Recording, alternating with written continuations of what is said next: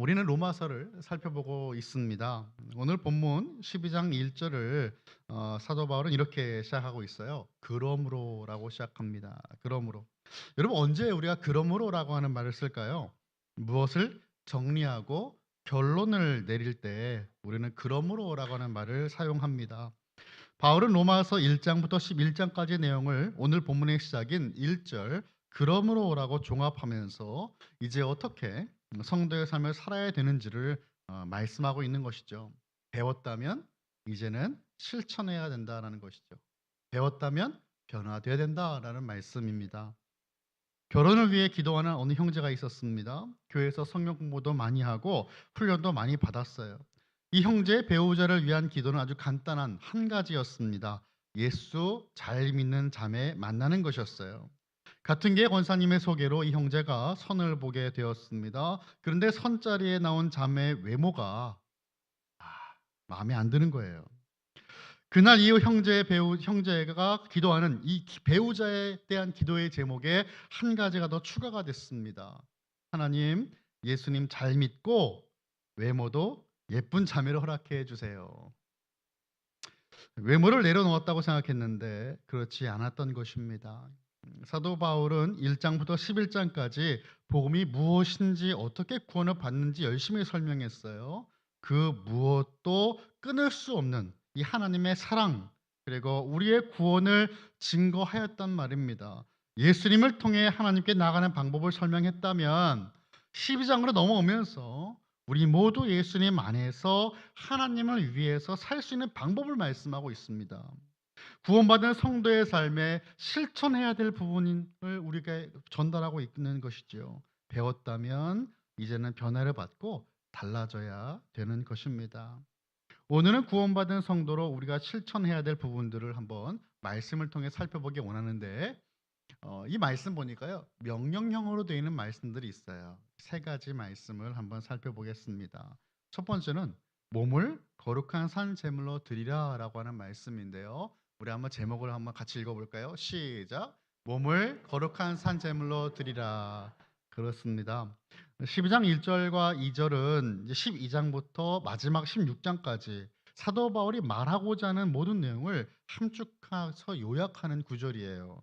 1절을 제가 한번 읽어보겠습니다. 그러므로 형제들아 내가 하나님 모든 자비하심으로 너희를 권하노니 너희 몸을 하나님이 기뻐하시는 거룩한 산 제물로 드리라. 이는 너희가 드릴 영적 예배니라. 아멘. 사도 바울은 너희 몸을 거룩한 산 제물로 드리라라고 말씀하고 있어요. 로마서 6장에서도 너희 몸을 드리라라는 말씀이 반복이 되었었죠. 너희 몸을 드리라라고 하는 것은 결국 너희 자신을 온전히 하나님께 드리고 헌신해라 이 말씀이에요. 바울은 그 삶의 모든 영역이 하나님께서 기뻐하실 만한 이 거룩한 산 제물이 되어야 된다라는 것을 말씀하는 겁니다. 그리스도인이 드려야 될 제사는요, 동물의 피를 제물로 드렸던 구약의 제사와는 다릅니다. 구약의 제사 중에 속죄의 제는 예배자가 제물을 바치고 그 피를 통해 피를 통해 용서를 구하는 것이었습니다. 하지만 예수님께서 우리의 속죄 제물이 친히 되셨기에 여기서 말하는 제물이 속죄 제물은 아니에요. 또 다른 제사로는 번제가 있습니다. 이 번제는 키우는 가축들 중에 구별되고 결함이 없는 흠이 없는 최고의 가축을 제물로 드리는데 태워 드립니다. 이렇게 드리는 이 귀한 가축은 매우 비쌌기 때문에요. 이것이 의미하는 것은 우리가 가진 것 중에 가장 귀한 것을 하나님께 드림으로 우리의 모든 것을 하나님의 뜻에 맡긴다라고 하는 고백이 담겨져 있는 것이에요. 번제는 모든 재물을 다 태우는 제사라고 말씀을 드렸습니다. 그래서 우리의 모든 것을 하나님께 거룩하게 드리고 바치는 것이 번제의 의미다라고 할 수 있어요. 여러분 그렇다면 산재물, 살아있는 재물인가 것은 무엇입니까? 재물은 죽어야 되는데 우리는 예수님께서 이미 재물이 되셨기 때문에 우리가 죽을 필요가 없어요. 가축이 우리 대신 제물이었잖아요. 구약 때는. 우리는 제물이 아니에요. 그리고 예수님이 우리 대신 제물이 되셨으니까 또한 우리는 제물이 아닌데 사도 바울은 우리 자신을 하나님께 산 제물로 드리라라고 말씀하고 있어요. 예수님께서 속죄의 제물이 되셨기에 나는 이제 아무런 책임이 없는 게 아니라 우리는 이제 하나님의 것으로 살아가야 한다라는 것이에요. 이게 living sacrifice, 산 제물의 의미죠. 살아있는 우리의 삶이 하나님께 속했다라는 것이에요. 산 제물은 예수님을 믿고 성령으로 거듭난 상태를 의미해요. born again 했다, 거듭났다, 나 이게 하나님께 속했다라는 것이죠. 능동적으로 앞장서서 하나님이 나에게 말씀하시면 그것이 무엇이든 기꺼이 순종하겠습니다라고 하는 그 모습이 바로 산 제물의 모습입니다. 그래서 제사라고 하는 용어를 사용하면서 바울이 나타내려고 하는 것은 그리스도인들의 제사는 삶의 제사다라는 거예요. 삶의 모든 영역을 구별해서 하나님께 드린다라고 한 점에서 성도의 삶은 거룩한 제사입니다. 삶의 매 순간순간이 오늘까지 이어지는 거예요. 그래서 우리의 삶이 살아있는 자의 살아있는 제사가 됩니다. 바울은 하나님이 기뻐하시는 거룩한 산 제물로 드리라고 했어요. 하나님은 산 제물로 드려지는 우리의 삶을 기뻐하십니다. 하나님께서 기뻐하시기 때문에 우리는 그 모습을 더욱더 원하게 되는 것이죠. 사랑하는 아버지께서 기뻐하시는 그 모습으로 우리가 살고 싶은 겁니다. 우리가 하나님께 순종할 수 있는 이유는 구원을 얻기 위해서가 아니라 이미 우리를 구원하신 사랑에 감사하기 때문입니다. 하나님이 우리를 받아주셨기 때문에 우리는 자유롭게 되었어요. 그리고 하나님이 기뻐하시는 삶도 이제는 살 수 있게 된 것입니다. 한 걸음 더 나아가서요. 바울은 이것은 너희가 마땅히 드려야 될 예배, 영적인 예배다라고 말씀하고 있는데요. 여러분 우리 성경을 이제 보면요. 영적 예배다라고 되어 있는데 이 영적이다라고 할 때 그 앞에 이제 번호가 아마 쓰여져 있으실 거예요. 이 번호를 따라가 보면 그 밑에 합당한이라고 하는 말이 같이 번역이 되어 있습니다. 영적이라고 번역된 헬라어의 뜻은 어떤 것의 본질에 맞는이라고 하는 의미가 있어요. 그러니까 문자 그대로 우리의 몸을 희생 제물로 바치는 것이 아니라 우리 몸을 진정으로 바치라고 하는 뜻이기 때문에 이 성경을 번역한 번역자들은 이 단어를 경건한 행위에 맞다라고 하는 뜻에서 영적이다라고 번역한 겁니다. 그런데 이 단어를 다르게 번역할 수도 있다라는 것이죠. 바울은 앞서 로마서 6장에서도 성도들이 죄에 자기 몸을 내어주는 것은 논리적으로 말이 되지 않는다라고 증거했어요. 하지만 이제 새 주인을 섬기기 위해서 우리 몸을 드리고 바치는 것은 논리적이다라고 말씀하는 겁니다. 그래서 인류 번역가들은 너희가 드릴 영적 예배니라라고 하는 이 말씀을 너희가 드릴 합당한 예배니라라고 번역을 하는 것입니다. 그렇습니다. 예수님께서 십자가를 통해 성전 제사를 단번에 그리고 영원히 완성하셨기 때문에 이후 모든 성도는 하나님 앞에서 삶을 통해 온전히 경배할 수 있는 시대가 열린 거예요. 우리 자신을 하나님께 드리고 하나님께서 기뻐하시는 삶으로 살아가는 것은 논리적이고 합당하며 마땅한 예배입니다. 우리가 이곳에서만 예배 드리는 것이 아니라 내 삶이 예배이기 때문에 어디에서든 하나님께 담대히 나아갈 수 있는 것이 바로 성도의 특권이고 하나님 나라의 백성의 모습입니다. 또한 살펴봐야 되는 것이 있다면 너희 몸을 거룩한 산 제물로 드리라라고 하는 말씀 중에서요. 너희 몸이라고 하는 그 단어에 우리가 고리를 걸어보길 원합니다. 이 몸에 해당되는 단어는 사실 복수형이에요. 너희 몸들이라고 하는 우리가 몸들이라고 보면 되겠습니다. 각 개인에게 초점을 맞추기보다는 먼저 공동체 전체에게 주신 말씀으로 이해를 해야 되는 거죠. 물론 우리가 각 개인에 초점을 맞출 수 있지만 먼저 바울은 공동체 전체에게 이 말씀을 전하고 있음을 기억해야 됩니다. 그래서 하나님이 원하시는 공동체는 어떤 형태와 모습을 나타내는지를 보여주는 거예요. 공동체 전체가 어떤 마음가짐으로 이 복음을 살아내야 하는가, 하나님 원하시는 모습으로 변할 수 있는가를 말씀하고 있어요. 하나님은 말씀을 통해 예수 그리스도의 이름으로 모인 교회 공동체가 어떤 모습으로 돼야 되는지를 말씀하는 것입니다. 각 개인은 그러한 변화된 공동체 속에서 속해서 이제는 공동체가 가진 그 마음가짐과 생각으로 변화되는 과정을 살아간다는 것이에요. 하나님이 원하시는 삶의 예배, 합당한 예배로 우리 모두는 살아가는 것이죠. 자, 두 번째로 이렇게 말씀합니다. 이 세대를 본받지 말라. 함께 또 읽어보겠습니다. 시작. 그렇습니다. 2절도 한번 우리 같이 읽어볼까요? 시작. 너희는 이 세대를 본받지 말고 오직 마음을 새롭게 함으로 변화를 받아 하나님의 선하시고 기뻐하시고 온전하신 뜻이 무엇인지 분별하도록 하라. 아멘. 이 세대를 본받지 말라라고 명령하십니다. 이 세대의 가치관과 이 삶의 틀에 너희를 끼워 맞추지 말라라고 말씀하시는 거예요. 같은 형태, 이 폼이 같은 폼으로 우리가 찍어내듯이, 공장에서 물건을 찍어내듯이 이 세상에 살고 있는 모든 사람들처럼 똑같이 살지 말라라고 말씀하고 있어요. 이 세대는 세상입니다. 이 세상은 죄와 사망의 권세가 지배하는 곳이죠. 아담의 타락 이후에 사람들이 자기 왕국을 세우며 하나님의 나라를 거부했어요. 마음에 하나님 주기를 싫어합니다. 하나님을 왕으로 모시지 않고 자기 뜻대로 살아가는 세상을 이 세대라고 말하고 있습니다. 그리스도인들은 하나님을 거부하는 이 세상 한가운데서 영원한 생명과 하나님의 그 나라의 가치관을 붙들고 살아가는 사람들이에요. 이 땅에 살지만 이 땅에 속하지 않고 하늘을 바라보며 살아갑니다. 바울은 명령형을 사용하고 있어요. 마음을 새롭게 하여 변화를 받으라. 바울은 그런 죄와 사망이 지배하는 세상의 삶을 본받지 말라라고 말씀하죠. 본받지 말라는 것은 동화되지 말고, 똑같아지지 말고, 자신을 순응하지 말고 융화되지 말라라는 것을 의미해요.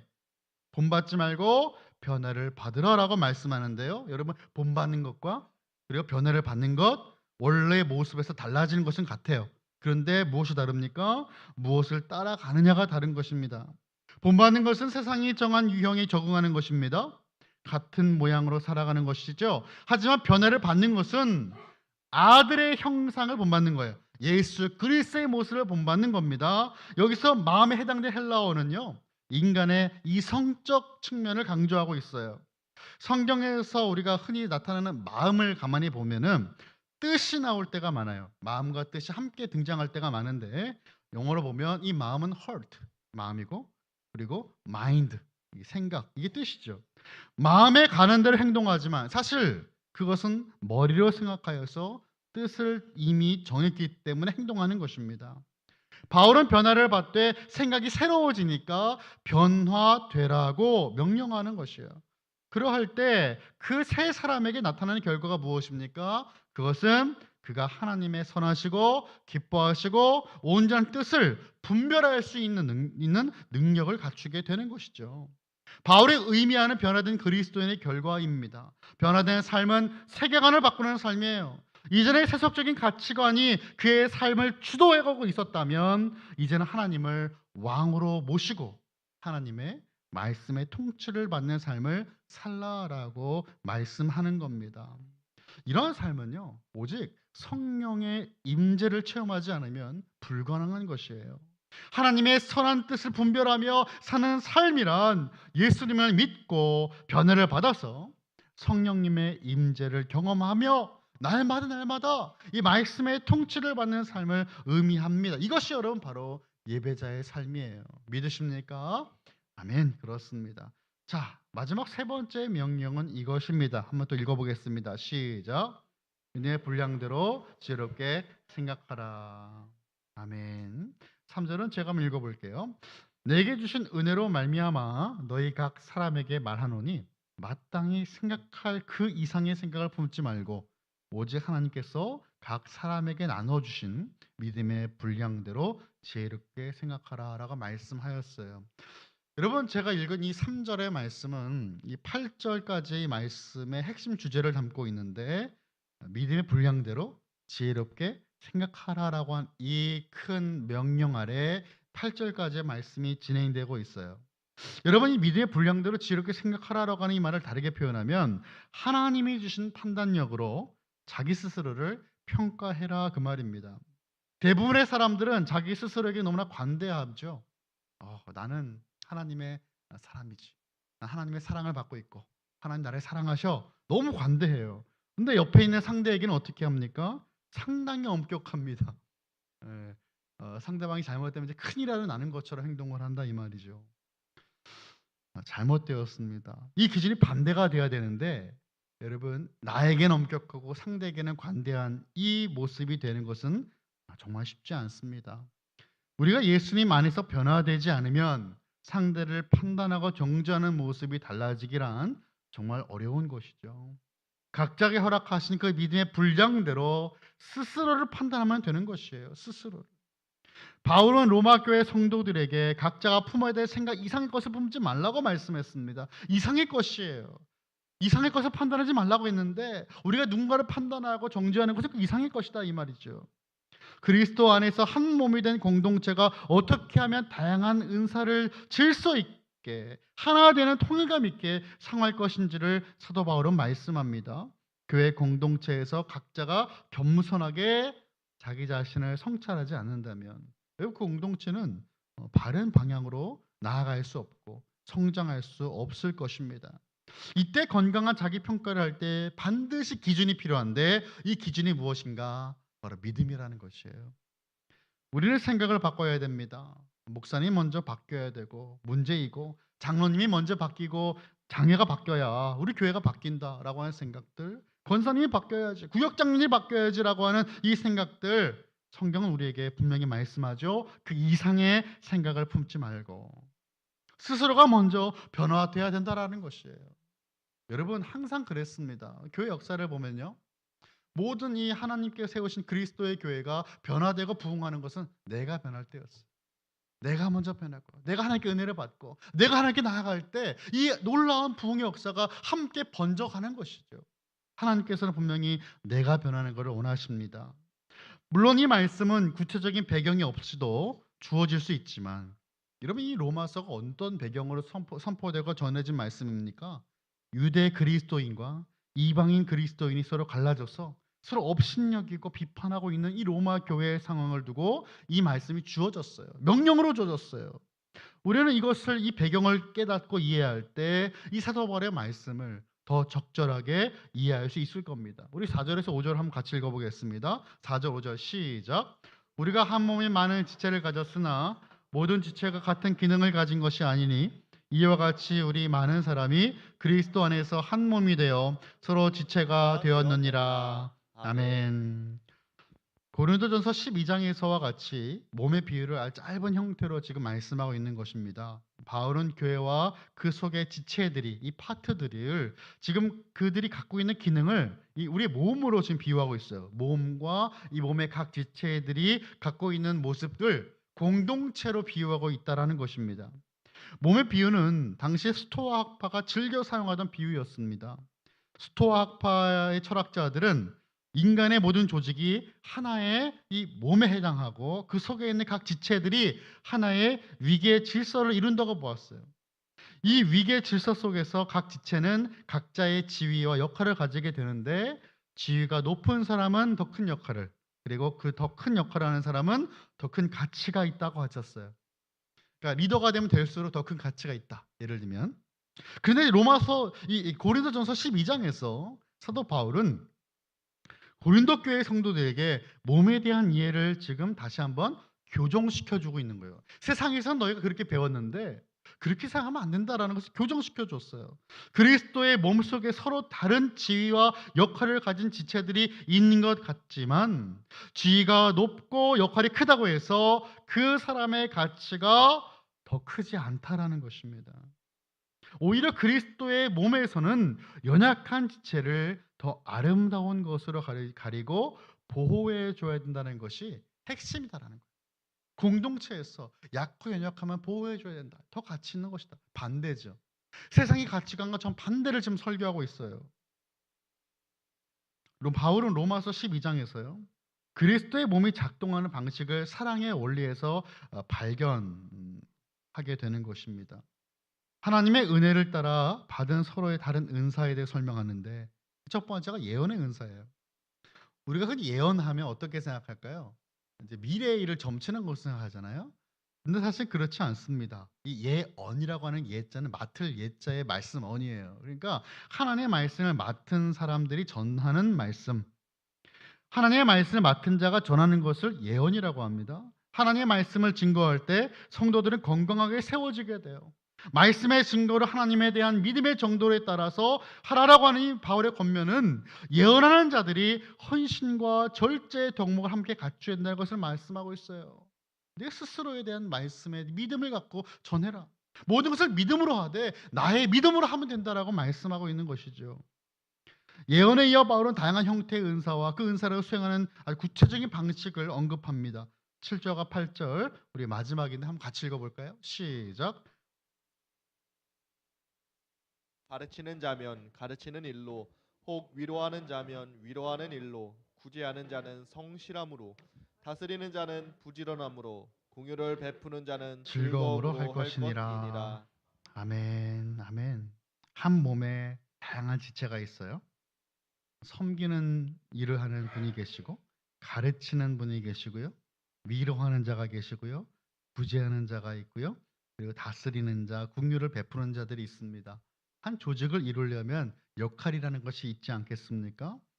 그런데 여러분 이것을 가만히 보니까요, 이게 지금 하나님께서 이 다양한 은사를 주실 때는 그 이유가 있다라는 것을 우리에게 말씀하고 있고 방법이 있다는 것을 말씀하고 있어요. 이 모든 은사를 베풀고 은사를 행하는 것의 아주 기초, 기본적인 그 베이스는 은혜로 감당해야 되는 것이죠.